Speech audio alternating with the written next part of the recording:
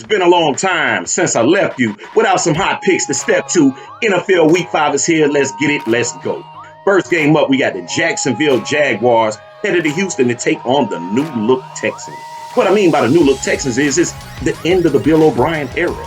Shift in Romeo Crennel, the Romeo Crennel shift. Let's face it, there was a lot of inconsistencies on both sides of the ball, and nobody expecting Houston to start 0-4, right? Now, they did have a bit of a tough schedule. I'll give them that. But they just look bad. When you have one of the best quarterbacks in the NFL, you would expect the offense to move a little different. And then when the star of the defensive side of the ball, the face of the franchise, on that side of the ball is getting in verbal altercation with the head coach, it is time for a change. It is time to go bye-bye. And what better week than to right the ship with new vibe, new energy, and going against the, sure enough, tank position in Jacksonville Jaguars. I like my chances this week for Texans to get off the schneid and get off of the bed. I'll swallow the points. Give me the Houston Texans 36, Jacksonville 21. Lock it in. Just saying. Next game up, you got the Philadelphia Eagles headed to Pittsburgh on a short trip in the same state of Pennsylvania to take on the Steelers. Now, Pittsburgh pretty much got an early bye due to the COVID situation last week with the game with the Texans. So they're all rested up and feeling well. And I was really looking forward to them playing Tennessee last week because, let's face it, they're 3-0, but look who they beat. We're talking about the Giants, Broncos, and the Texans. Granted, those are victories, but I wanted to see how good that defense would evolve against a better offense. Too bad we're not going to find out this week because they're playing the Philadelphia Eagles.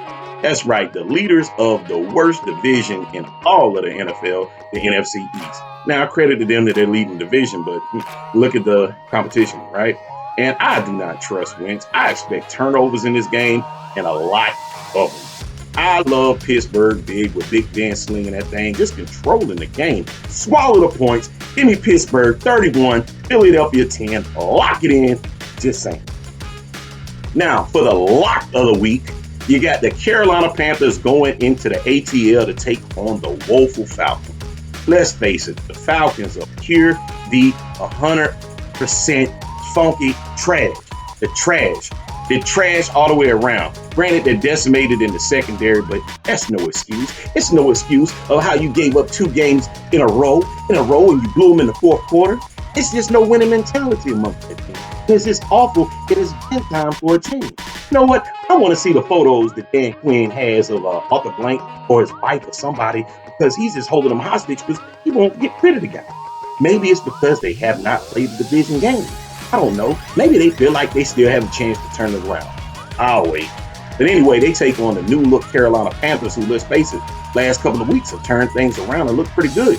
Defense flying all over the field, offense moving the ball, and they have a new weapon in Mike Davis. Can they get it done on the road against that shameful defense? And can their defense stop an offense that's still pretty loaded with power? Well, here's the lock of the week. Lock it in. Take the over 53.5. Lock it in. ATL Carolina over 53.5. Lock of the week. Just saying.